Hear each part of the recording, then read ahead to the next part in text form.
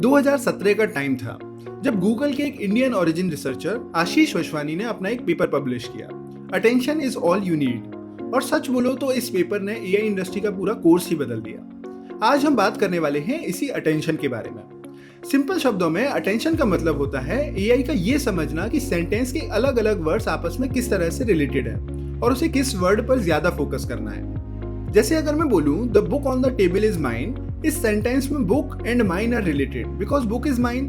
या फिर अगर मैं बोलूं I did not like the movie because it was too long and boring, इस सेंटेंस में long and boring are characteristics of movie and it is related to movie.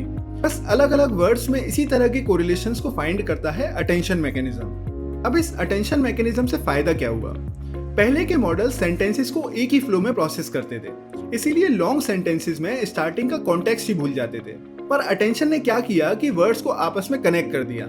अब AI जब एक वर्ड पढ़ता है तो वो उस वर्ड का मीनिंग समझने के लिए उससे कोरिलेटेड सारे वर्ड्स को भी कंसिडर करता है। बेसिकली अटेंशन मैकेनिज्म ने एआई के लिए एक स्ट्रॉन्ग कॉन्टेक्स्ट बिल्ड कर दिया।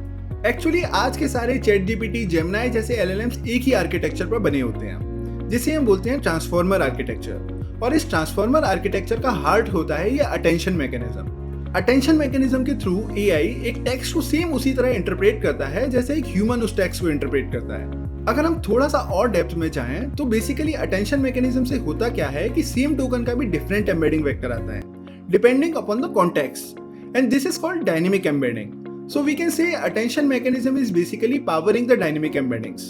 अगर आप डायनेमिक एम्बेडिंग्स के बारे में और डिटेल में जानना चाहते हैं then check out the video mentioned below.